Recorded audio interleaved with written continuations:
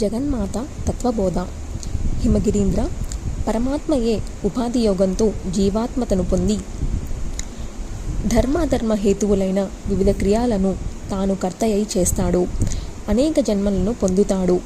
సుఖదుఖాలను అనుభవిస్తాడు.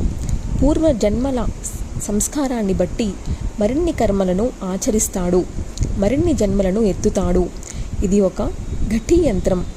దీనికి విరామం లేదు. అజ్ఞానమే మూలం. దానివల్లనే కోరికల నుంచి క్రియలు. అందుచేత అజ్ఞానాన్ని నశింపజేసుకోవడానికి నిరంతరం ప్రయత్నించాలి. అజ్ఞాన నాశమే జన్మ సాఫల్యం.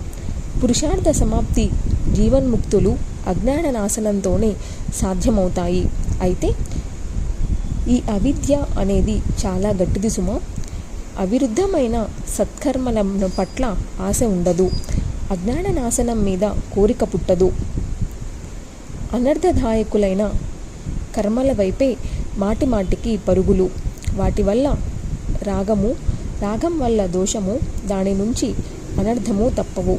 అందుచేత చాలా గట్టి ప్రయత్నం చేసి జ్ఞానాన్ని సంపాదించుకోవాలి. అజ్ఞానాన్ని నిర్మూలించుకోవాలి. కర్మలు చేయక తప్పదు.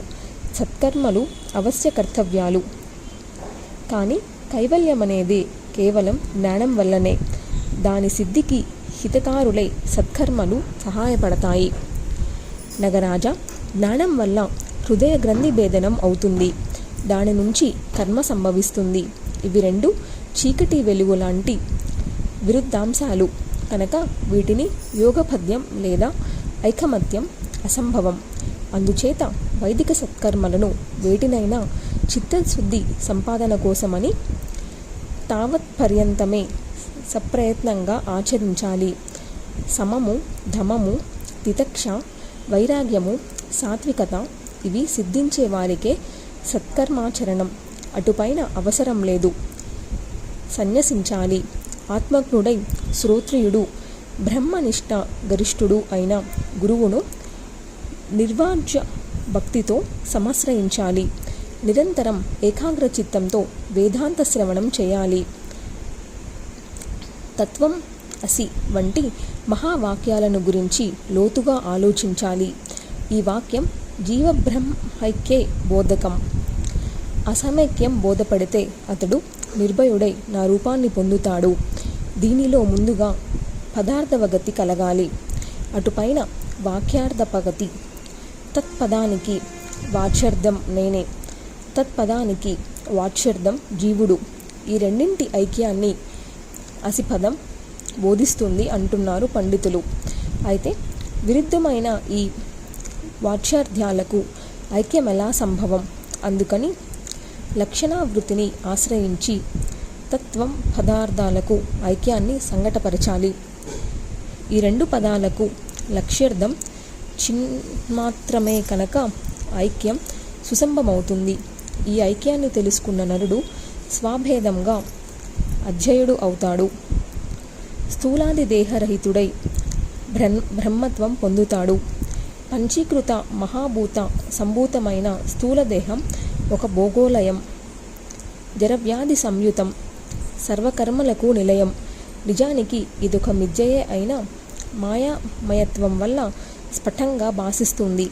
ఇది ఆత్మకు స్థూలోపాధి. జ్ఞానేంద్రియ, కర్మేంద్రియ, ప్రాణపంచక సమాయుక్తమై మనోబుద్ధులతో కూడినది సూక్ష్మపాధి. ఇది అపంచీకరణంతో ఆత్మకు ఏర్పడిన సూక్ష్మదేహం. రెండవ ఉపాధి సుఖదుఖానుభవాలకు అవబోధకం. అనాది అనిర్యాచ్యము అయిన అజ్ఞానం మూడవది. దీనినే కారణదేహం అంటారు. ఈ ఉపాధులు నశించి పోతే కేవలాత్మ మిగులుతుంది.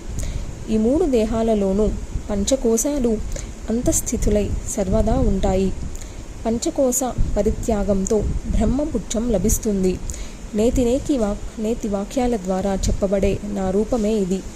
చావు పుట్టుకలు లేనిదే, అజము, నిత్యము, శాశ్వతము. శరీరం మరణించినా అది మరణించదు, చంపదు, చావదు, చంపబడదు. ఇది ఆత్మతత్వం. ఇది చిన్నవాటిల్లోకెల్లా చిన్నది, పెద్దవాటిల్లోకెల్లా పెద్దది. ప్రాణకోటి ఆత్మ గుహలో భద్రంగా నిక్షిప్తమైన రహస్యం. దీని మహిమను బ్రహ్మానుగ్రహం పొందిన వీతసోక్కడే తెలుసుకోగలడు. పర్వతరాజ, స్పృష్ట ప్రతిపత్తి కోసం మరొక పోలిక చెబుతాను. ఆత్మను రధికుడుగా గ్రహించి శరీరమే రథం, బుద్ధి సారథి, మనస్సు కళ్ళెం, ఇంద్రియాలు గుర్రాలు, ఇంద్రియ మనోయుక్తమైన ఆత్మను భోక్త అంటారు. అవిద్వాంసుడు, అమస్కుడు, అసూచి అయినవాడు తత్పథాన్ని తెలుసుకోలేడు. సంసారంలోనే పడి కొట్టుకుంటూ ఉంటాడు.